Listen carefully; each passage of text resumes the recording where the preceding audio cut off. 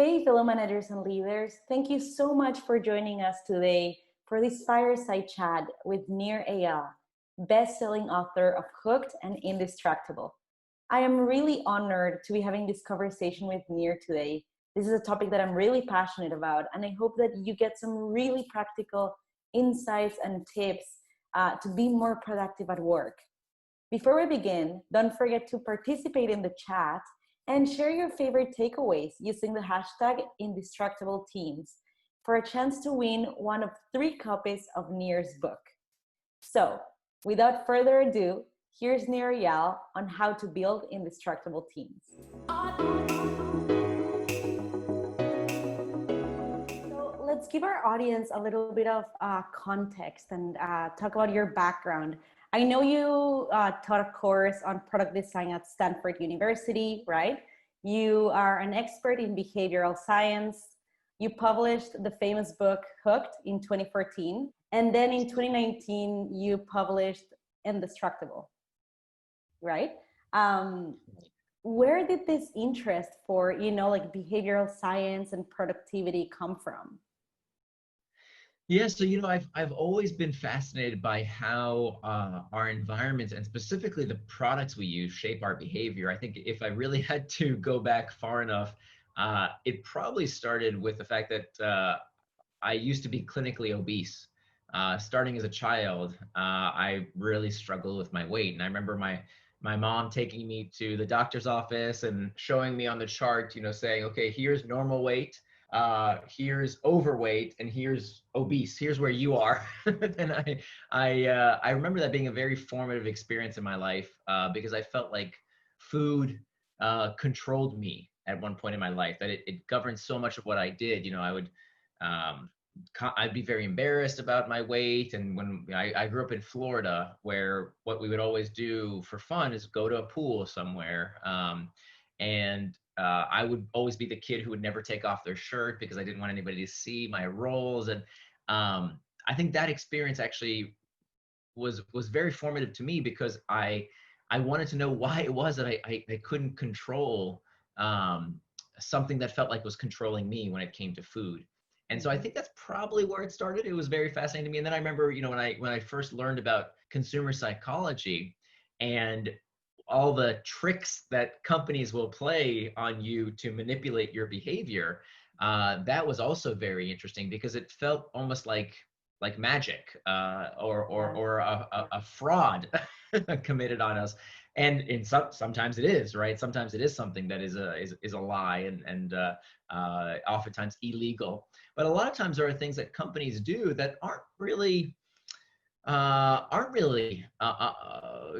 manipulative or unethical in a way. They're just very persuasive, right? And so what I wanted to learn in my professional career was how can we use those persuasive methods for good? Can we use consumer psychology principles to help people live better lives? And so when I was at the Stanford Graduate School of Business, I was there at the time when companies like Facebook and Twitter and WhatsApp and Slack and these companies were really hitting their stride.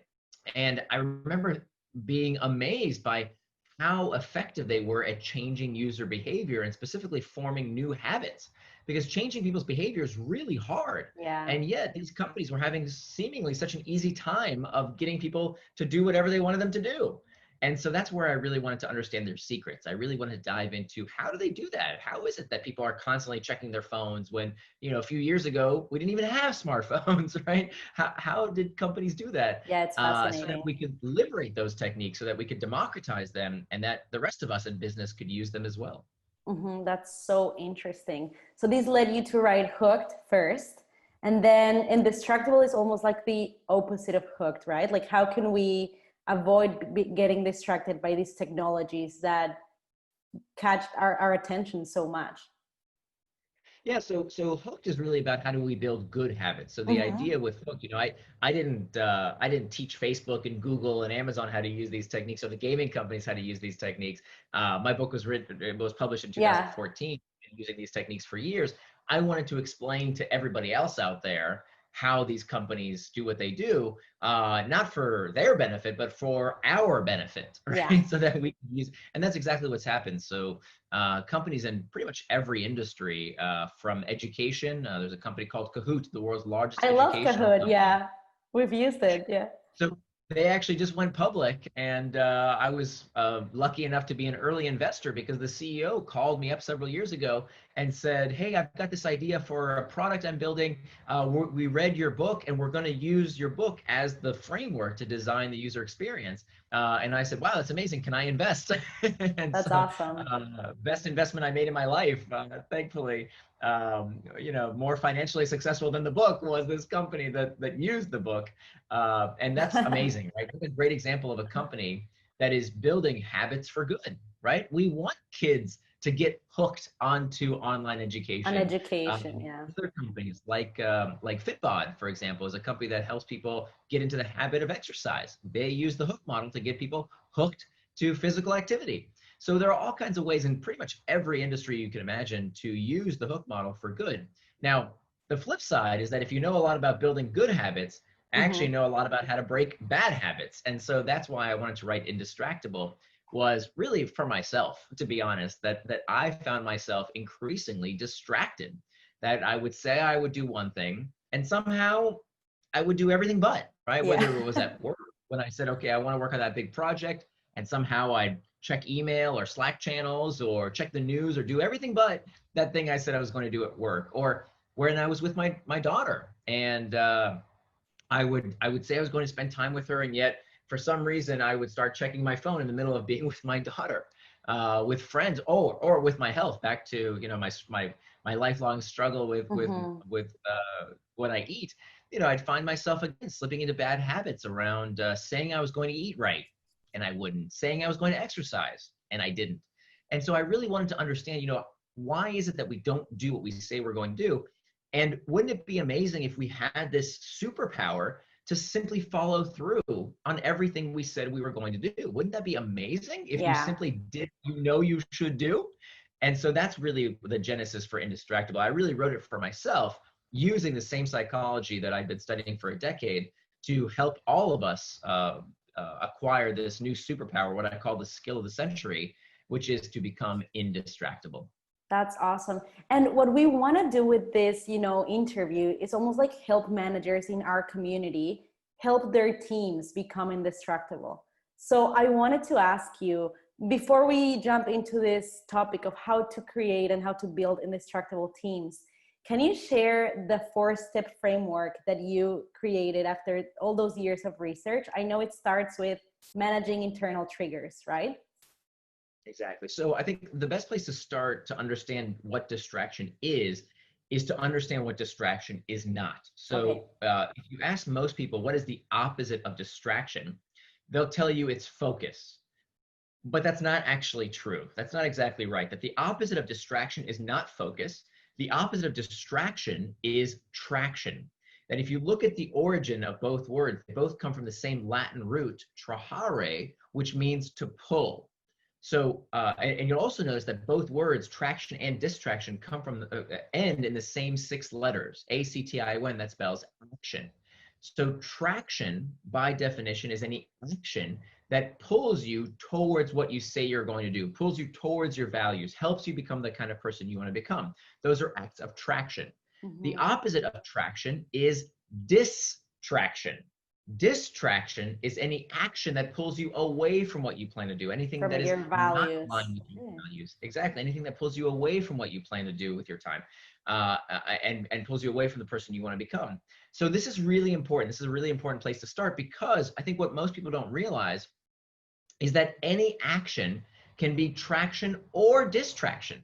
That there is no hierarchy in saying, oh, this is kind of, this is morally superior, this is okay, but oh, that's always bad, that's always frivolous. No, that's silly. And I think you hear a lot of commentators these days saying, oh, social media, that's rotting your brain, and video games, that's bad for you, and stop checking email so much. And I think that's silly, because Mm-hmm. it doesn't account for the reality that many of us need these tools for our livelihood, for connecting with others. There's nothing wrong with the technology per se. It's to what extent we are using it and how we are using it. So anything can become an act of traction. If you want to plan ahead and say, look, I want to be on social media. I want to spend time watching Netflix. I want to take a walk in the park and meditate or whatever it is. It's fine as long as it's done on your schedule, not somebody else's. So anything can be an act of traction. We shouldn't vilify, video games. That's bad, but watching football is good. I mean, it's silly. Anything you plan to do with your time, as long as it's planned with intent, is fine. Now, what people think about when they think about distraction, they think about the frivolities. They think about, oh, I was checking email when I should have been working or whatever.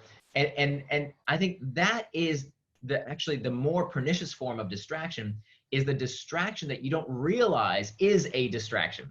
So just like anything can be an act of traction if you plan for it, anything that is not what you plan to do is by definition a distraction. So for example, if you sit down at your desk and you say, okay, I'm going to work on that big project. I'm not going to get distracted.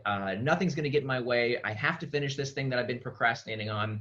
And then as soon as you start thinking, oh, you know what? Let me do that one thing on my to-do list real quick, right? Yeah. I'm going to check my email. Let me check my email. Let me just look at that Slack channel real quick. We fool ourselves by saying, oh, well, that's a work-related task, right? I'm being productive. But if that's not what you plan to do with your time, it is a distraction. And in fact, that's the much more dangerous form of distraction, because if you're playing a video game at your desk at work, well, okay, obviously you're not doing what you're supposed to be doing. But if you're checking email or a Slack channel instead of working on that big project, you are just as much as distracted. Yeah. But you don't realize you're getting distracted because you've allowed distraction to trick you into prioritizing the urgent and the easy at the expense of the important. And so that's the much more dangerous form of distraction. So, okay, so I love that definition of distraction. Yeah. And it's so interesting. Yeah. I love that in the book, you use the term time management is pain management, right? Can you explain that a little bit?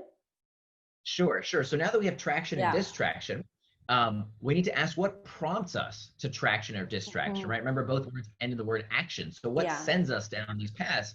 We have two kinds of triggers. We have external triggers. External triggers are what most people think about when they think about distraction. It's the pings, the dings, the rings, all of these things in our outside environment that can lead us towards traction or distraction. Great, we know all about those, and I can tell you ways to hack back those external triggers in a minute. But what turns out to be the much more common source of distraction, the number one source of distraction, is not what is happening outside of us, but rather what we find is that distraction begins from within. That if you look at what distracts people throughout their day, it's not things outside of them. It's what's going on in their heads. It's boredom, loneliness, fatigue, anxiety, uncertainty. It's these feelings that we seek to escape from. And so that's why, as you said, one of the mantras of the book is that time management is pain management. Because look, I've read pretty much every book there is about time management, and I've read all the academic studies about increasing productivity, and I will tell you, none of the life hacks, none of the books, none of the gurus will help you if first and foremost you don't understand what is the discomfort you are trying to escape. Procrastination and distraction is not a character flaw. There's nothing wrong with you. It's simply an inability to deal with the impulses that drive us to escape discomfort. So what you do when something is boring, what you do when you're stressed, what you do when you're anxious, what you do to get out of that uncomfortable internal state is potentially a distraction from what you plan to do. And so that's why the very first step among four, that step number one, is to master those internal triggers. We have to do that first. And how do you advise people to, acknowledge and master those internal triggers? Yeah, so the book is filled with different techniques that we can use to establish these better habits and routines around dealing with these uncomfortable emotional states. Starting with understanding that is the ultimate source of distraction, that uncomfortable sensation. So there's all kinds of techniques that I pull from acceptance and commitment therapy, for example, that have been around for decades, that are well-worn techniques that anybody can use. For example, one technique that I use almost every single day is called the 10-minute rule. And the 10-minute rule says that when we experience a potential distraction, when we have an urge to do something that is not what we plan to do, whether it's check email when we said we were going to work on a big project, or even the opposite, stay at work when we said we were going to spend time with our child, right? Anything can be a distraction. Remember, it's not about the task, it's about whether you did that thing with intent. Or eat that piece of chocolate cake when we said we were on a diet, whether it's smoke that we said we're trying to quit. Whenever we feel that uncomfortable emotional state, that urge, that itch to do something that we didn't plan to do, we don't tell ourselves no. And in fact, we know now that abstinence can actually backfire, that telling yourself, no, don't do that, can actually make it worse. So instead, we don't say no, we say not yet. And how does that express itself? We tell ourselves, I can give into that distraction. Okay, I can do that thing that I know is going to take me off track, but not right now. I will do it in 10 minutes.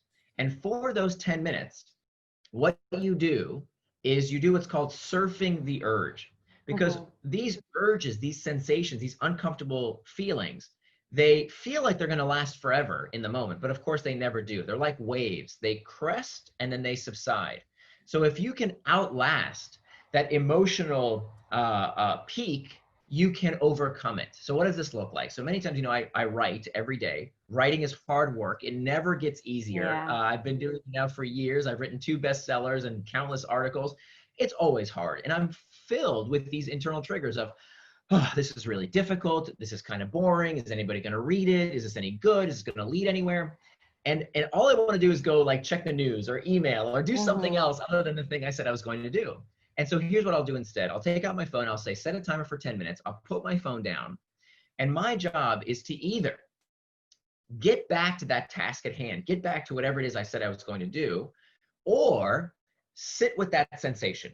Okay, explore that sensation with curiosity, not with contempt, but with curiosity to figure out what's going on here. Okay, and then I teach you how to change the narrative in your head.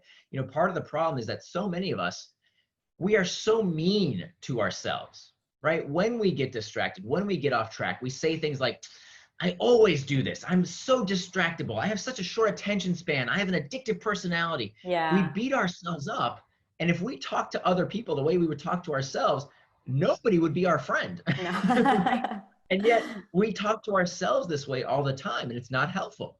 So I teach you how to change the narrative so that when you do get this, or when you do have that temptation, you can talk to yourself in a way that's much healthier, with much more self-compassion. So for example, I say to myself things like, okay, for those 10 minutes, all right, this is what it means to get better at something. This is what happens when I'm pushing myself beyond my limits. It's difficult. It's part of the process.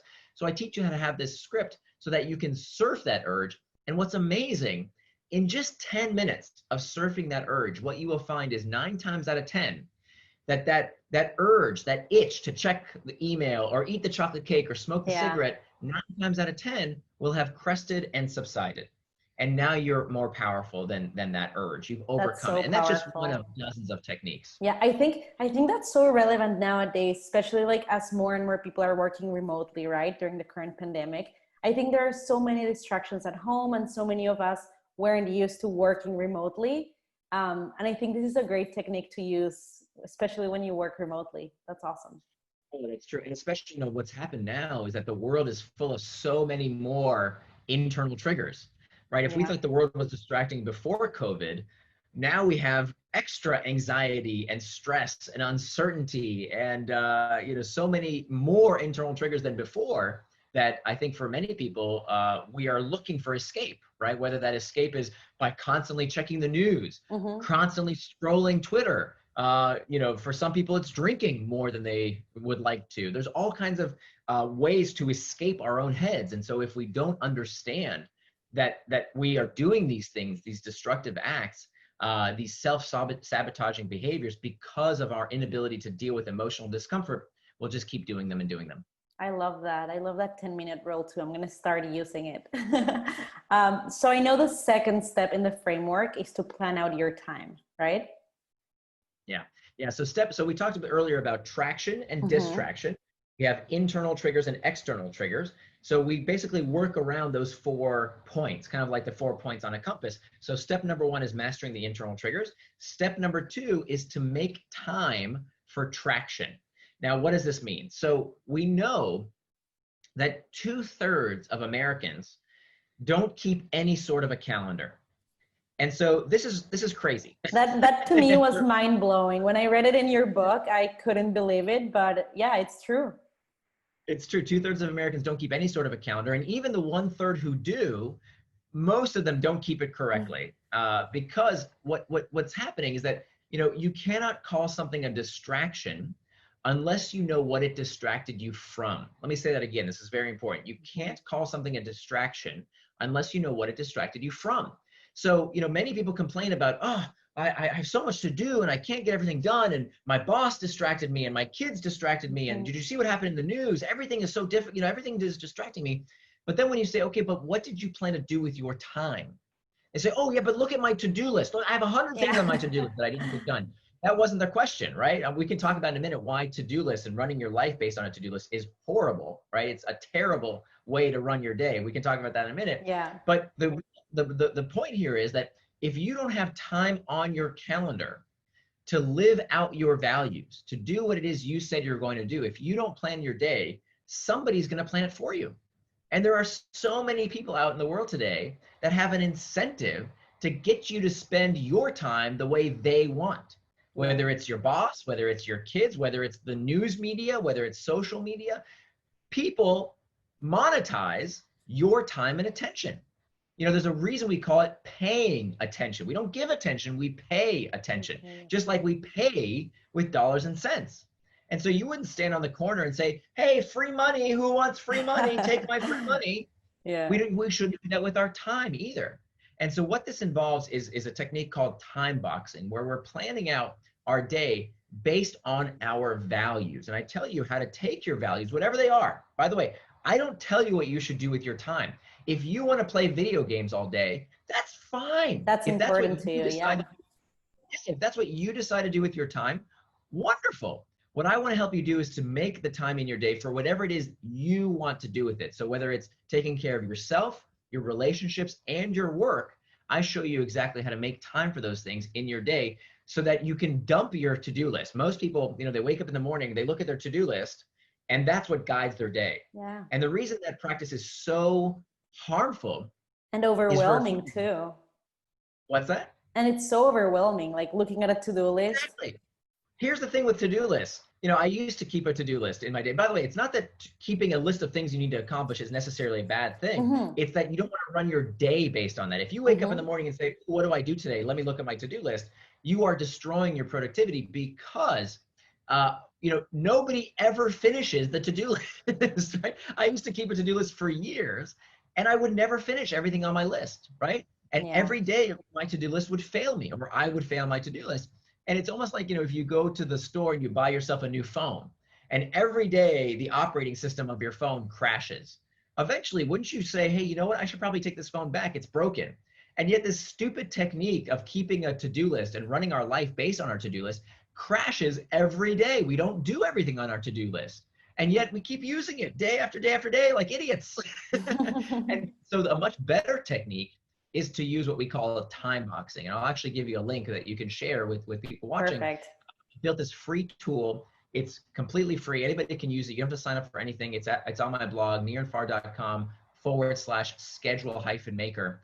And the idea is that you can actually plan out every minute of your day based on your values. And so this is the only way to determine for you what is the difference between traction and distraction. Traction is whatever it is you plan to do. Even the fun stuff, right? If you want time with your kids, wonderful. If you want time for reflective work, to think, to strategize, to plan, if you want time with your friends or relationships, whatever it might be, when you have that time on your calendar planned, that's traction, and everything else is a distraction. Now, I know that for many people, our workday involves responding and reacting based on what other people need. Totally understand that. Many people's jobs require them to be on call, okay? That's fine. That's what we call reactive work. The problem is that most people think that their entire day is about reactive work, and it almost never is. If you want to beat your competition, if you want to be the best person in your workplace, I'm going to give you a competitive advantage. I'm going to give you the secret to getting ahead. Okay, you want to get ahead at work? You want to beat your competition? Think. Make time to think. You know why? Because nobody's doing it. Nobody is putting time in their day to think. Yeah. We're always reacting. We're always picking up the phone calls, checking emails, checking Slack channels, and we have no time. That's all reactive work. We have no time for what's called reflective work. You have to make time in your day, even if it's 30 minutes, an hour, it doesn't matter, some time in your day to think. Because what we see today, and I'm guessing probably 90% of people watching right now do this, we're running real fast, but we never ask ourselves if we're running in the right direction. Yeah. And the only way you can determine if you're running in the right direction is by making time in your day to think, to reflect, without interruption, without distraction. So make sure you reserve at least some time in your day for that reflective work time. And I'm going to show you in the book exactly how to do that. Sounds good. And I think it's important for company leaders, managers of teams to let their teams know that this is important, right? That not all the time we have to be on the go, replying to messages. Sometimes we need these moments of deep work, or as someone in our company calls them, peak productivity hours, where you can focus on one task and think. Yes, absolutely. So this is a real revelation for me. So half of Indistractable, half of the book is about what you can do as an individual, right? It's about these 4 basic steps. We covered 2 of them, of mastering the internal triggers, making time for traction. The 3rd step is to hack back the external triggers. And the 4th step is to prevent distraction with pacts. And if you use these 4 techniques in concert, you yourself can become indistractable. But of course, the problem is, well, what if I'm indistractable, but my company is not? Right? What if I work with people who are constantly distracted themselves, and as a byproduct, constantly distracting me? What do I do then? And so the other half of the book, the second half of the book, is about how do we operate in these various environments? How do we raise indistractable kids? How do we have indistractable relationships? And how do we build an indistractable workplace? And what I discovered is that there is no correlation between the amount of technology used at a company and how distracted people are. That in fact, that's a myth. We love to blame, oh, it's Slack that's distracting me. It's email, it's my phone. We love to blame the technology, and it's never the technology. Let me give you a great illustration of this. So one of the companies, one of the technologies that people complained about most when I did the 5 years of research for this book, the number 1 most distracting technology, see if you can guess, the number 1 most distracting technology was email. Number 2 was group chat. So Slack, or one of these group chat products. And Slack is the biggest today. That was mentioned most often. So I actually went to pay Slack a visit. I went to San Francisco and I knocked on their door. I had a meeting, and I went to see this company that so many people were complaining was distracting them throughout their workday. And I was amazed to find that at Slack, this company that makes this technology that people complain is so distracting, they don't have a problem with distraction, which doesn't make any sense, right? Nobody uses Slack more than the people at Slack. So they should be the most distracted people on earth. But that's not at all what I found, because Slack incorporates these 3 basic principles of a company that provides an indistractable workplace. What do? Number 1, they give employees what we call psychological safety. Psychological safety is when people can talk about their concerns, talk about their problems with the company without fear of getting fired, okay? Because what we find is that the problem of distraction at work is not about the technology, it's about our inability to talk about the problem of distraction at work. That is the real problem, that when people feel like they can't raise their hand and say, hey, you know what? I can't get my best work done. When people keep interrupting me, I'm not doing my best work. It's that fear of not being able to talk about the problem that is in fact the problem. So when we give employees psychological safety, and I tell you exactly, that there's a few steps to do that, that is a game changer. That's step number 1, give people psychological safety. The second step is to give people a forum to talk about these concerns. Because here's the thing, if you work in a place where you are constantly interrupted, where you feel like you can't focus on one task at a time, that you can't do your best work, and you can't talk about this problem, I promise you, your biggest problem is not distraction at work. You have all kinds of other skeletons in the closet that people are not talking about in the workplace. Right? There's always these problems that because people can't talk about them, they fester, just like a family that keeps secrets. If we don't talk about these problems and have a forum to talk about these problems, they don't get fixed. And once people talk about this problem, distraction at work, turns out it's a very easy problem to solve. People can solve it all the time if we can get the conversation going. And then the third critical element, after giving people psychological safety, after giving them a place to talk about these issues, the third component is that management exemplifies what it means to be indistractable. So when I went to Slack and I wanted to get to the bottom of this very distracting technology and how that this Silicon Valley company was building, I was amazed to find that not only did this company not struggle with distraction, but in company headquarters, if you go to Slack headquarters, still to this day, on their wall, there is this huge pink neon sign. You can't miss it. And it says in bright letters, it says, work hard and go home. Yes, I love that. Work hard and go home. It's on the company wall, not something you would expect from a publicly traded Silicon Valley company. Because why do they have this? Because from Stuart Butterfield, the CEO, on down, it is part of their company culture that people should do their best work without distraction and become indistractable. So they exemplify, culture flows downhill. It's like water. People look to what their managers do and act accordingly. So you can't tell your colleagues, you're too distracted. You should focus on one thing at a time if you're constantly checking email in every stupid meeting, right? So we have to exemplify as managers, as leaders, we have to show people what working in an indistractable fashion looks like. So those are the three components. That's so interesting. And I'm curious about the second one. So giving people a space to talk about these things. What are some examples of these, spaces? There's a few examples of companies that I talk about in the book that are indistractable companies. And so one of them, one place that provides an indistractable workplace, the company I used to work at, the Boston Consulting Group. And the Boston Consulting Group is one of the big three consulting firms, along with McKinsey and Bain. They're very hard charging.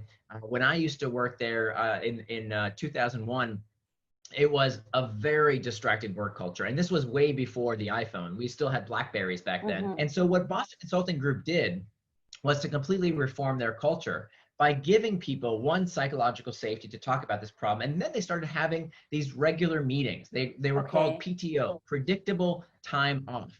And the idea was this simple challenge that actually started with just one case team of 8 people. They asked this team a simple question: would you like one night off per week?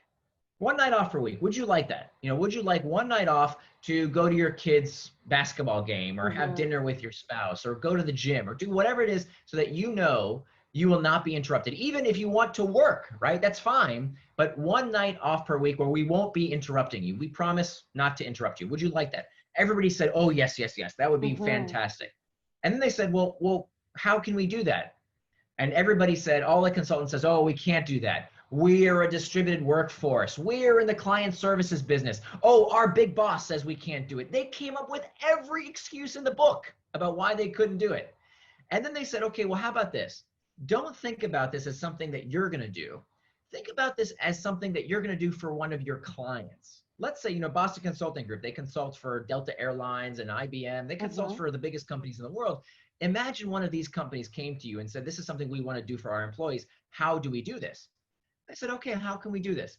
They sat down, they had a meeting, and they came up with solutions in no time, right? They came up with very easy solutions. Okay, we're going to distribute so that if any calls come in and something is needed, that people cover for each other. We're going to plan ahead. They came up. It's not important what the solutions that they came up with were, because the solutions were for this specific challenge.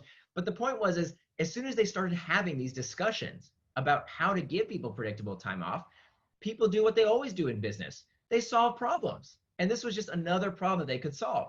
So they actually continued this tradition of having these regular meetings for predictable time off, to have these discussions. And they found they could come up with all kinds of solutions to meet this problem. So in their case, in the Boston Consulting Group's case, it was having these frequent meetings. At Slack, it's amazing. They do something very different. They don't have these meetings offline. They actually use Slack to give people a place to talk about this problem. So they actually use Slack channels to let people talk about their concerns for the company. They actually have a channel called Beef Tweets. They have one Slack channel that's all about talking about your beefs with the company. Oh, And wow. management uses, it's amazing, management uses emoji. Okay, they use emoji as a management tool. How does this work? Let's say I post something in the company on this Slack channel about something that I don't like that's happening in the company, a concern I have about the product or the workplace culture, whatever the case might be. Management will use the check mark emoji, for example, to tell people, okay, we're on that problem, we're taking care of it. Or they'll Yeah. use the eye emoji, right? They'll send the emoji of the eye Yeah. so people know, hey, we're looking into that, for example. So the idea here isn't that necessarily you have to fix everything that everybody in the company wants fixed. No, the idea is that you have to give people a vehicle, a tool to feel agency and control over their circumstances, that management is listening and concerned and values their input. And so whether it's Slack channels, whether it's a meeting, whether it's some new solution you give to your employees, it's critical that we give people a forum to talk about this problem of distraction as well as other concerns. Affirm. That's fascinating. I think our community will really enjoy that Slack example. I think we should all follow that example. And I know you talked about meetings. And speaking of meetings, I wanted to ask you about, this concept of one-on-ones between managers and their employees. In the book, I think you quote an example. I think their names are David and April in the book. And it's an example where you say that a manager met with their direct report to coach them on how to manage their time and review their schedule on an ongoing basis. And I thought this was super powerful because I wish more managers did this. So this is a life-changing practice. Okay, this is something that very few people know about or implement that will absolutely change your life. So the idea here, back to remember we talked about step number 2 around making time for Time traction. What boxing. I ask people to do as individuals is to have that time box schedule, right? Where you know how you intend to spend your time. Okay, and this isn't a big technique, right? Like, or a big time suck. This is like 15, 20 minutes a week, maybe, that you spend doing this. So the beauty of this, of doing this for yourself, is that now you have a physical artifact, right? You have something that you can print up or you can screenshot and you can show to other people in your life. And you can show them, here is how I intend to spend my time. Because other people are owed your time, whether it's your spouse, whether it's your kids, whether it's your employer. You owe time to people in your life if you care about the relationship, right? And so here's why this is such an impactful technique. This is called schedule syncing. Schedule Okay. syncing. And it's something you cannot do with a to-do list. You can only do it with a time box schedule. What you do is once a week, you sit down with your manager and you say, okay, look, boss, here is my week ahead. Here is how I plan to spend my time. You only show them, the working hours when you plan to do work-related tasks. And you show them how you plan to spend your week in big chunks of time. Okay, here's my time for meetings. Here's my time to work on project A. Here's my time to work on project B, whatever the case might be. You sit down with your manager and you show them that schedule. Now, why is this so powerful? Because it helps you find a much better solution to some of the stupidest advice on personal productivity out there. Some of the worst productivity advice is, and I know you've heard it a million Yeah. times, what's the solution to staying focused and not getting distracted? The solution is learn how to say no. That is the worst advice because you're going to tell me that you're going to look at your boss, the person who pays your paycheck every month, and you're going to tell your boss no. What kind of stupid advice is that? You're going to get fired. You can't tell your boss, no, I don't want to do that project, right? So instead, don't be the one who says no. Make your boss the one that has to make that kind of decision. How do you do that? You take your time box calendar, you show it to your manager, your boss, and you say, look, here's how I intend to spend my time this week. Now, you see this other piece of paper over here? Here's where I wrote down all the things that I couldn't fit into that calendar, that I didn't know where to put in. I ran out of time slots to do Yeah. these other tasks. Can you help me reprioritize? So is there anything on this list over here that should be in my calendar that currently isn't? Your boss will worship the ground you walk on. Why? Employers, our managers are so curious to know what you do with your time. Yeah. They don't know, right? They're constantly wondering, hey, how is that person actually spending their time? But they don't want to ask you because they don't want to feel like you're being What micromanaged. micromanagers? Yeah. Right. They don't want to do that. So they don't want to ask you this. So don't make them ask you for this. Do it voluntarily. This is called managing up, right? This is Yes. managing your manager. So what you do is you show them this calendar of what you plan to do, what you didn't be, or what you weren't able to fill in for the week ahead, and you let them reprioritize for you. And what will always happen, at least with one task, your boss or manager will say, actually, you know what? That thing you have on your calendar, that's actually a lot less important than that thing that's on that piece of paper. Let's swap those out. Okay, let's switch Hmm. those. And that process of weekly having this check-in with your manager and saying, here's how I intend to spend my time.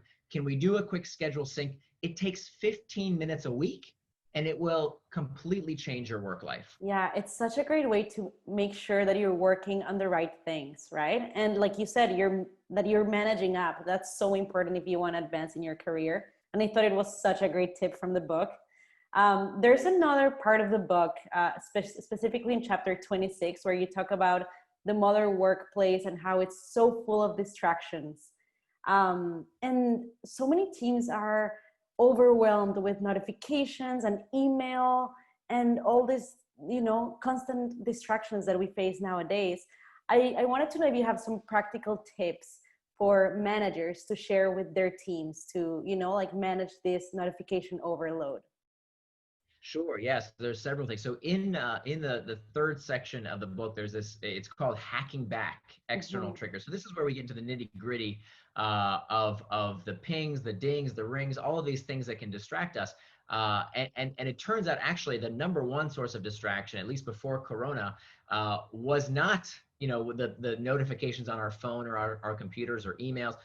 The number one source of distraction in the modern workplace was other people. Mm-hmm. Right? So Yeah. working in an open floor plan office, the number one source of distraction was somebody coming by your desk and tapping you on the shoulder and saying, "Hey, can I talk to you for a quick sec?" Or "Did you hear that bit of office gossip?" That turns out to be actually the number one source of external triggers in the workplace. Mm-hmm. Now that we're all working from home, we have a different problem. Is that when we're working from home, now we have kids or roommates or spouses who are potentially providing that source of external triggers. Mm-hmm. So there's a few different solutions. One, when we go back to the workplace, and many of us are going to go back to open workplace environments, I actually give you in the book, Indistractable, you have what's called, what I call a screen sign. So it's this piece of Mm-hmm. cardstock that actually is in every copy of the book. It's actually printed right into the book. You tear it out, you fold it into thirds, and you put it on your computer monitor. And it's this bright red sign that your colleagues can know when they come by your desk and they want to interrupt you for a second. They see that sign and it says, "I'm indistractable at the moment. Please come back I later." It love tells them, that. oh, they're doing that 30 minutes or an hour of reflective work time. That means they cannot be interrupted. So that's a wonderful way to stop these external triggers that can lead you to distraction. But what happens if we work from home, Mm-hmm. right? What happens right now when so many of us have kids at home and all we need to do our work and yet our little ones are interrupting us? That's also a form of distraction. So let me give you a great technique right now. Mm-hmm. If you do work from home, let me give you a wonderful technique. This is going to change your life if you have kids. Here's what you do. So we had this personal challenge. So we've been homeschooling our daughter for the past 6 years.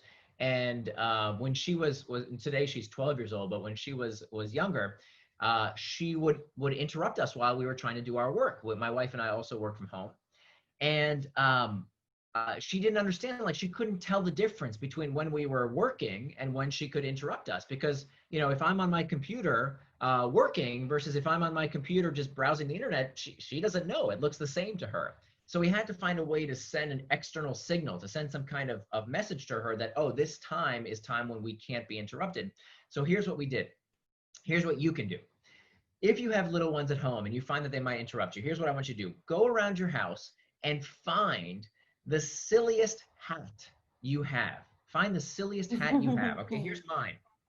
We have it this is right what we call, there. yeah, this is what we call the concentration crown. Okay. Okay, So we sat down with my daughter and we said, look, when daddy is wearing this hat, that means that I can't be interrupted. This is the concentration crown.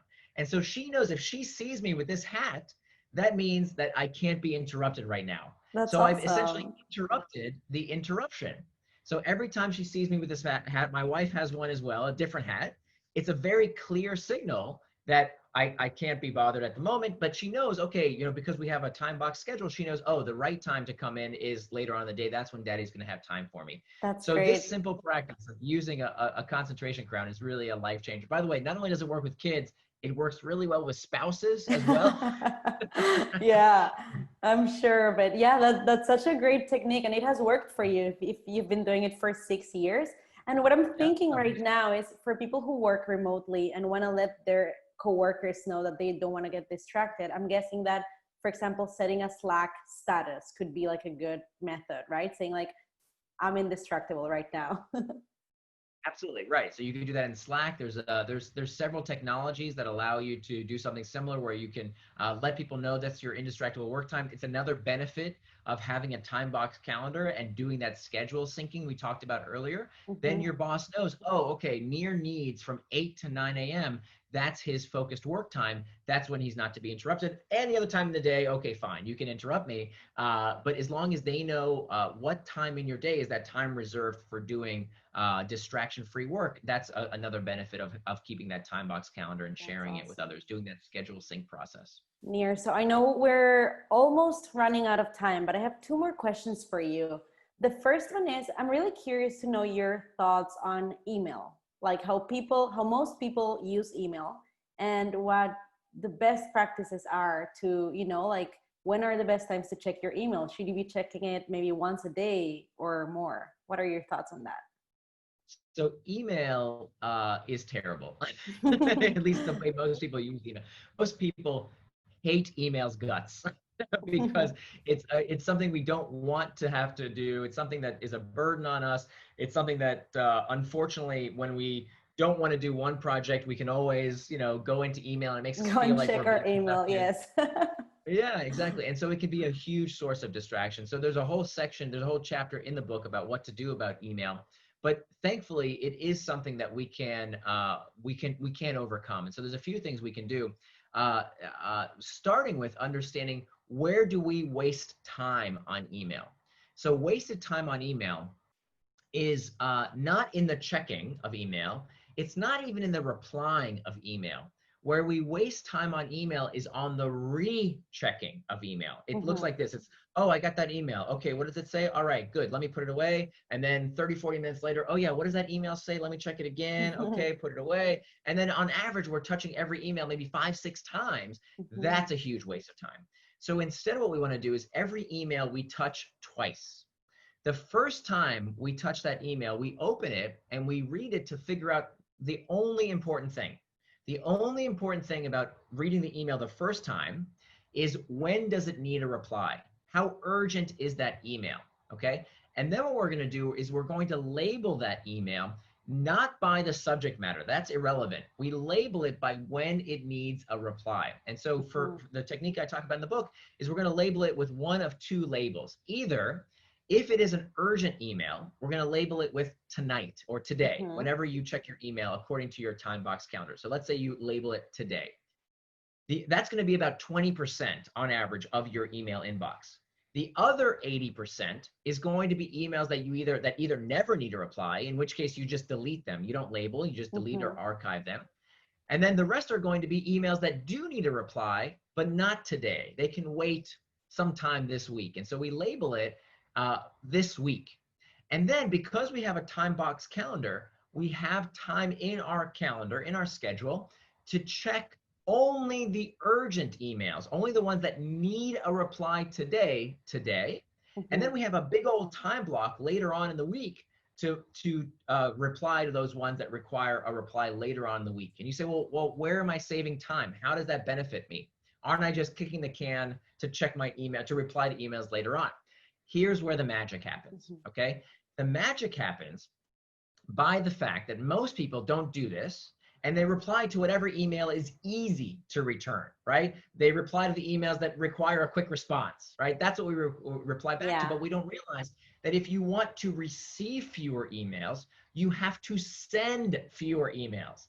So by just replying to the ones that are easy to reply to, the ones that just take a quick second, we're actually hurting ourselves, because you know what's going to happen next. We're going to keep playing this ping pong game of you send a reply, I send a reply, you send a reply, I send a reply. So we want to slow that down. And the way we do that is by only responding to the urgent emails today, and then leaving the ones that don't need a reply immediately, the ones that can be replied to sometime this week later on. Then, for example, in my calendar on Mondays, I have what I call Message Mondays. So I have 3 hours to go through all those emails that accumulated through the week that were not urgent. And here's the amazing thing. About half of those emails, 50% of those emails that you would have otherwise replied to, if you just let them wait, if you let them marinate, the ones that aren't urgent, the ones that can wait sometime this week, you will find that about half of those emails don't need a reply anymore. Think about that. Half of those emails, people figure out for themselves.